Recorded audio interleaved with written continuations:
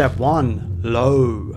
Harmony is when two or more notes are played together, and sadly it's rare to hear harmony in a bass line. The word line is actually used to convey the fact that it's a melody, not a harmony. That's how rare harmony is on the bass. You see, most producers think the bass frequencies are too low to play harmony.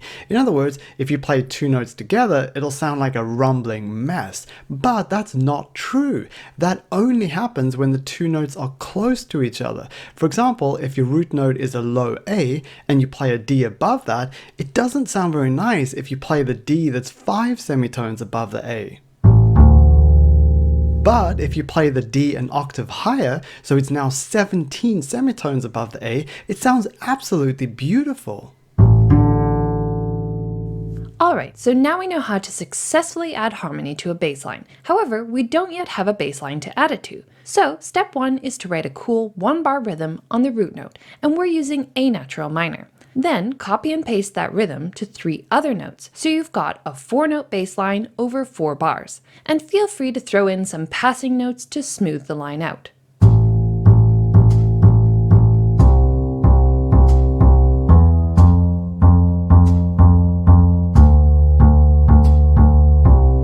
Shout out to the British band GoGo Penguin, and especially their bassist Nick Blacka, as this lesson is based on the title track from their beautiful new album, Everything Is Going to Be Okay.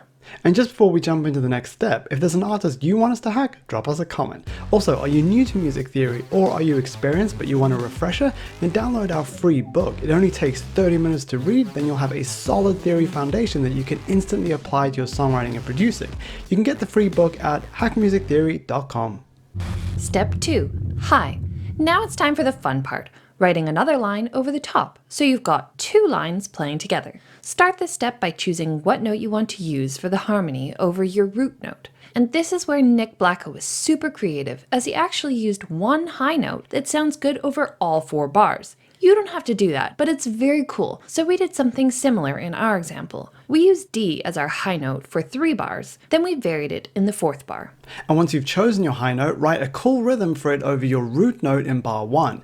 Then copy and paste that rhythm into the remaining 3 bars. Once you've done that, feel free to add some rhythmic and melodic variations to keep things fresh, but you don't have to if you just want to keep things simple.